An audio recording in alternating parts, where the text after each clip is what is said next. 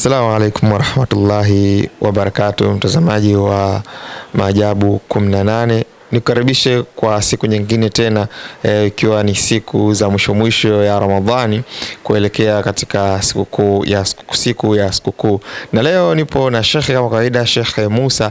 Tutaanza kuzungumzia katika masuala mazima ya ndoa ambayo ina migogoro, na migogoro ambayo haisababishwi na hali ya kawaida. Yani asubuhi pakicha mgogoro, jioni mgogoro, usiku mgogoro. Ndoa haitulii, haishi, vurugu, kila siku ni watu kulumbana katika hali ambayo si ya kawaida. Sheikh Musa, assalamu alaikum. Wa alaikum assalam wa rahmatullahi wa barakatuh. Eid Mubarak. Bado haijafika muda wake. Sawa, haijafika muda wake, lakini tunatanguliza mkono Eid kabisa. Sawa. Sheikh Musa, nafikiri umenisikia vizuri hapa, lakini kwa kuongezea, hili jambo limekaaje katika ndoa? Kwamba sio hali ya kawaida ya migogoro, yani humo kwa humo, kukicha mgogoro, watu wagombana hichi mara kile mara hivi, tafrani. Hili limekaaje? Cha kwanza, kuna ndoa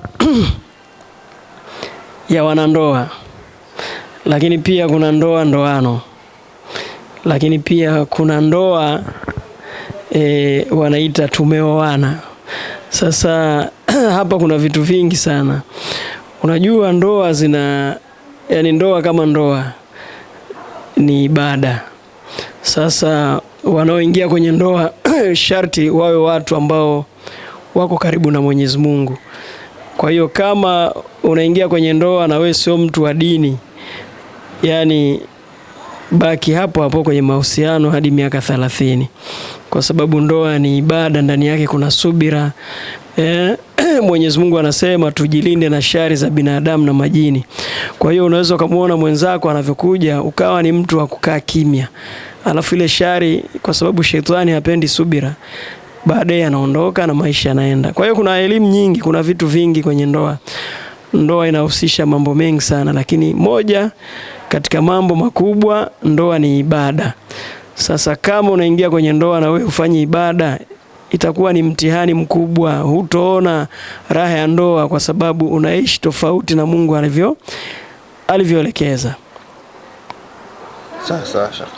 Sasa ikiwa hiyo migogoro nayo inajitokeza mara kwa mara katika hali ambayo si kawaida, labda huenda ikawa tatizo kubwa ni nini, ukiacha na masuala ya hivi?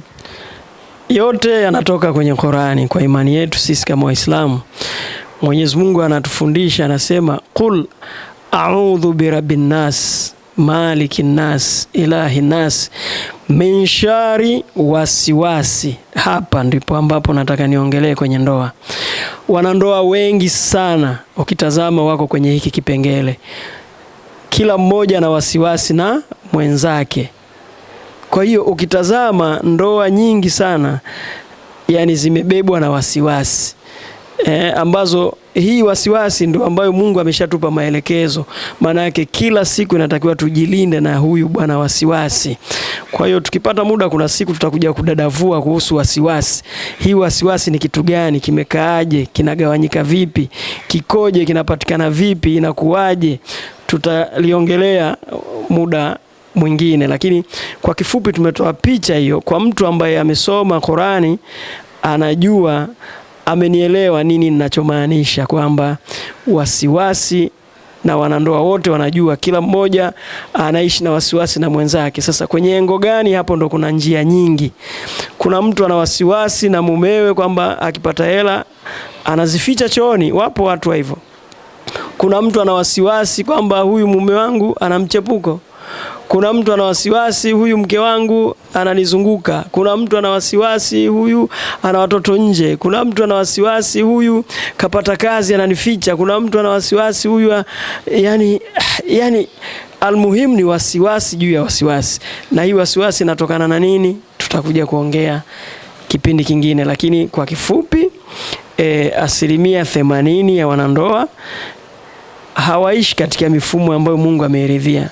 Ndio maana wao wanaitengeneza wasiwasi, inakuwa sehemu ya maisha yao ya ndoa ya kila siku.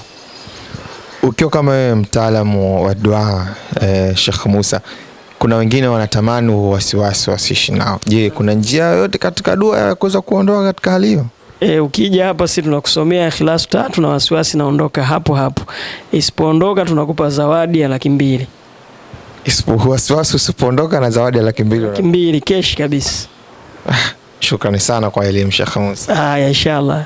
Jambo jingine Sheikh Musa, kwa hali ambayo tunayo sisi wanajamii haswa Tanzania, lakini kuna watu wengine jambo hili elimu nalo hawana, lakini wanafuata mkumbo hii vita ya Irani na Marekani pamoja na Israeli.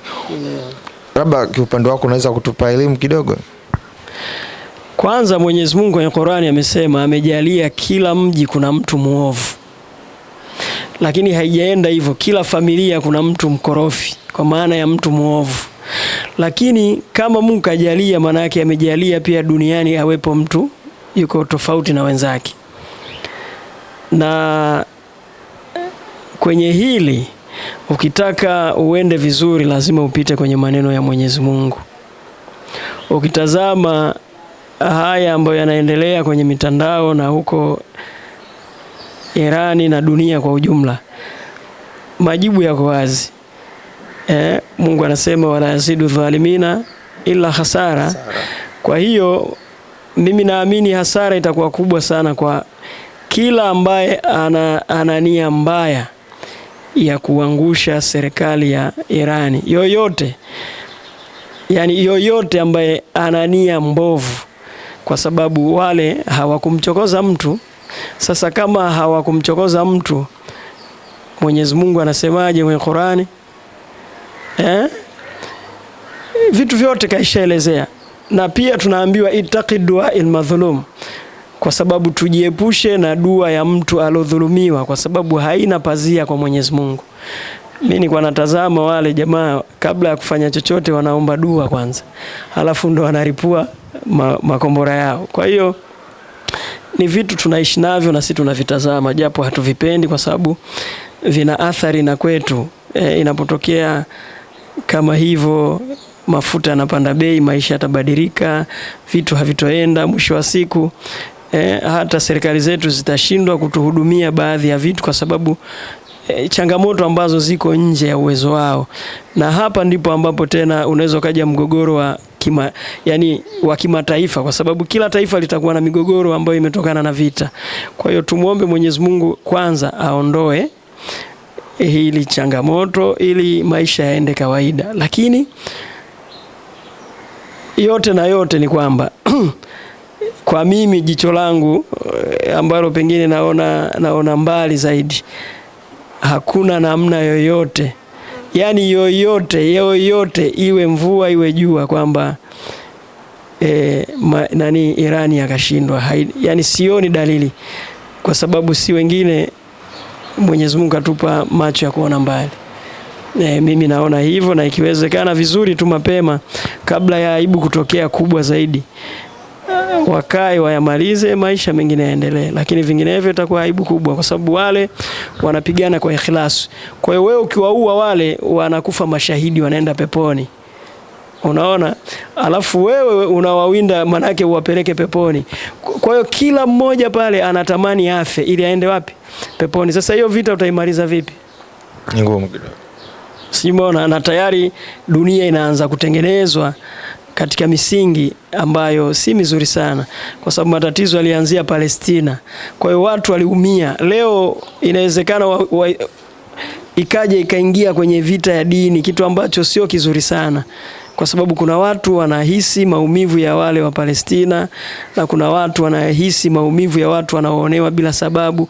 Kwa hiyo hivi ni vitu ambavyo kuna haja watu wenye akili waingilie katikati kabla halijafika mbali, linaweza likawa baya zaidi. Shukrani sana mwalimu. Inshallah. Kwa wakati mwingine Sheikh. Inshallah. Mtazamaji wa Maajabu 18 TV, ni Sheikh Musa akiwa analizungumzia swala la vita ambayo mvutano unaoendelea kati ya Irani na Israeli. Na mimi nisiongeze chochote katika hilo. Nafikiri elimu ambayo umeipata kwake inakutosha, isipokuwa mimi naasa ama naasi jamii kwa ujumla kuelekea siku ya sikukuu Eid al-Fitr. Tafadhali sana mjichunge kadri ya mwezavyo, kwa sababu Isitokee la kutokea ukafanya la haramu, ikawa masiku yako yote ambayo umefunga ikawa ni bure kabisa, ni aba manthura, yani ni vumbi tu. Sasa tujichunge kadri ya tunavyoweza. Na jingine, kwa wale ambao wana uhitaji wa kupewa zakatul fitr, ni vyema tukawapa wenye mahitaji kabla ya swala. Ukitoa baada ya swala, hiyo inakuwa Idul Fitr, yani ni swala katu ya kawaida. Usiache kutufuatilia Maajabu TV YouTube, lakini pia katika social media ni Maajabu TV, ikiwemo Instagram, TikTok pamoja na Facebook, na kule website www.maajabu18.co.tz. Mimi ni Idrisa Modo.